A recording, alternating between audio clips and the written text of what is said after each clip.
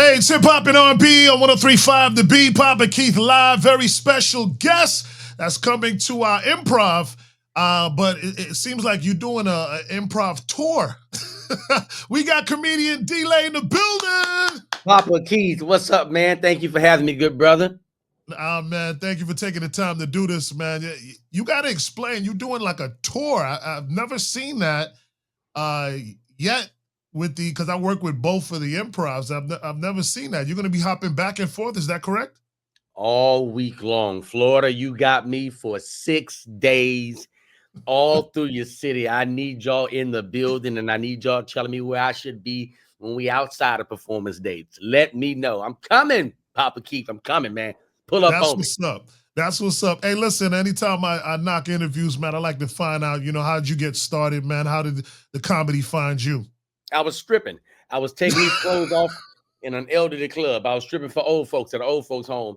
And I got tired of getting hit with nickels and quarters and dimes. So I said, hey, man, let me go and get out of this profession and take something more, a little bit more upstanding. So, yeah, man, I was a blackjack dealer. I used to be a blackjack dealer in Louisiana. Yeah, man. And I would be on the table. I wasn't your traditional blackjack dealer. I would be on the table talking cash money. You hear me?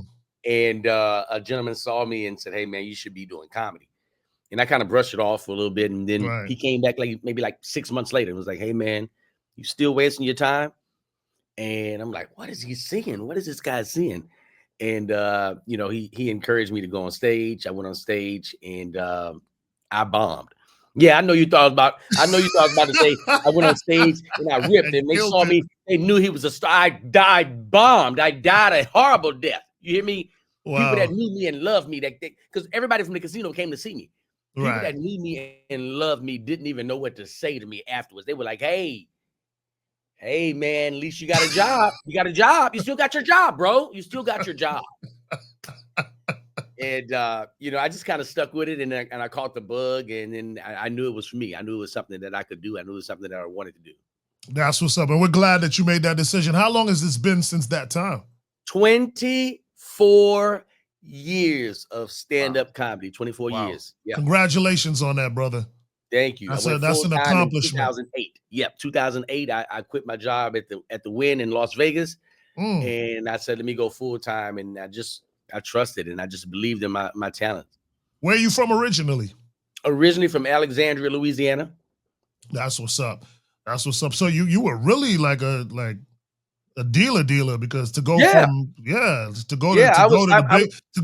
Vegas, that means you're doing it on a high level. Yeah. I literally started from the bottom. I was in the casinos on the riverboats in Baton Rouge, Louisiana. And then when I moved to Vegas, I started off at Main Street Station. And then I worked my way to the Hilton, from the Hilton to the Wynn. So it was a progressive. That's dope. So let's talk about this journey that you're on with comedy. You've seen a lot clearly over the last 20 years with just the different changes with comedy. It being a way to express yourself with not having to worry about being threatened, shot at, stabbed, bum rushed on stage. To now, it is changing a bit now and starting to get back a little bit, but can you talk about that experience for you?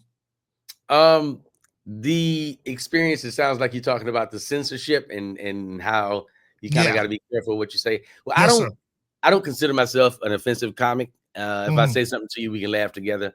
But I've never felt like I needed to tiptoe around anything.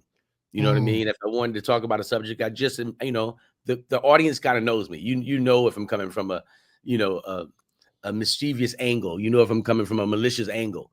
And that's never been my style of comedy. Even when I do crowd work, if I talk about your T-shirt, it's something that we can laugh. We both laughing at it. It's not. You don't feel beat up. You don't leave the show feeling like, man. But still, how do you feel about it? Just in terms of it being, what you do and seeing other comedians deal with it, maybe. It doesn't apply to me. It doesn't apply to me, and I don't think. I mean, if you're an offensive comic, then that's what stand on it. I wouldn't say change it because the climate changes. You know what I mean? Things are trendy. And there's ebbs and flows in comedy, and it just keeps switching up. You just have to learn how to adjust with it. Just like with the implementation of social media. Social media wasn't here when I first started, and we had to learn how to navigate around the social media waters. And for those who did it, it turned out well. I ended up, learning how to work social media and growing my following. So it was helpful for me. Do you think it's important, talking about that you still have that backbone of stand-up comedy, even if you want to hit the road as what we call now an internet comedian? That's the difference. See, stand-up comedy is, you cannot cheat it. You cannot cheat the steps. You know what I mean? You can jump on social media and have a video of you and your cat drinking milk at the same bowl, and you get 55 million views, and now your following goes up. And now, because you made that particular video funny, you think you can just jump into this arena of stand-up comedy. You cannot.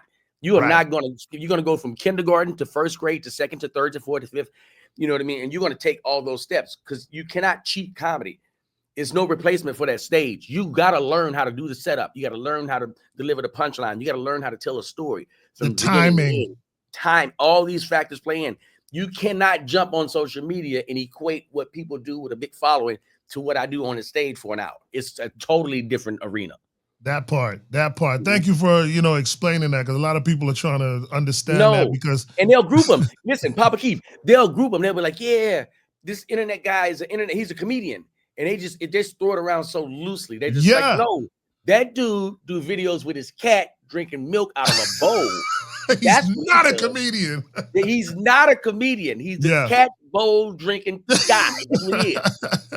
I'm a comedian.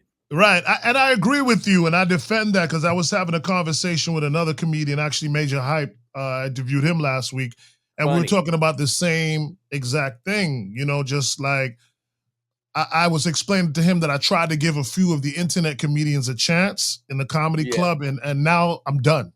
Like, I'm done. Like, if you are not a traditional stand-up comedian, I'm not going to see you in a comedy club. Yeah, because like with stand-up, it's live. Whatever you said, that audience heard it. There's no edits. There's no jump cuts. There's no transitions to make the thing. Whatever you said, when you said it and it went flat, we heard it. Right. Now you figure out how to recover from that. You know what I mean? In real life. In real life. You can't be like, hold on, wait, guys. Give me 1 second. I'll be right back. What I meant to say was, no, man, get your ass out of here. Right. Get your ass out of here and go to an open mic and work on your set. You got to work this. You respect can't cheat this. Yeah, respect it. I think I loved what you said when you can't cheat this. It reminded me of like Final Destination. You can't cheat that. Right. Listen, when it's time for you to get hit by that bus, get your ass in that street and brace yourself, because the bus is going to hit you. Right. That's just how it goes. When that crane is going to come from out of the sky, you can't, man, that crane is going to hit you. It was already designed. It's your final destination. This is what's about to happen. Absolutely, man. D-Lay, thank you so much for breaking that stuff down, man. Let everybody know, improv, please give them your pitch to pull up. Albert Keith, listen, man, thank you for having me. Listen, people, listen to me, Florida. This is South Florida. Am I right? South Florida? Yes, sir. Yes, sir. Come on, South Florida. Listen, I want everybody in there. I want the pastors. I want all kind of clergymen. I want the fraternities, my fraternity, Kappa Alpha Psi Fraternity Incorporated. I want y'all showing up. I'm going to be in all through the week. I'm going to be in Florida. Starting on Sunday, I'm going to be in Orlando. That's July 6th, July 7th, Tampa, July 8th, Naples, July 10th, Miami. Pull up. We definitely selling out Miami. That's a guarantee we're selling it out. Then after that, on the 11th and the 12th, Fort Lauderdale. People, pull up on your boy. Lisa, these people want to come see me in South Florida. Yeah, I think she's going to be here. That's what's up. D-Lay, I appreciate you, brother. Like I said, it's the first time I'm seeing somebody do both of the comedy clubs back to back. So that's going to be exciting. So I'm going to attend the one in Miami and in Fort Lauderdale just so I can be a part of that history, man. I'm looking forward to it, brother. I appreciate it, brother. Listen, go to itsdelay.com for the tickets. Itsdelay.com. And all of my handles are the same on all the social media platforms. ITSDLAI. Papa Keith, thank you for having me, good brother.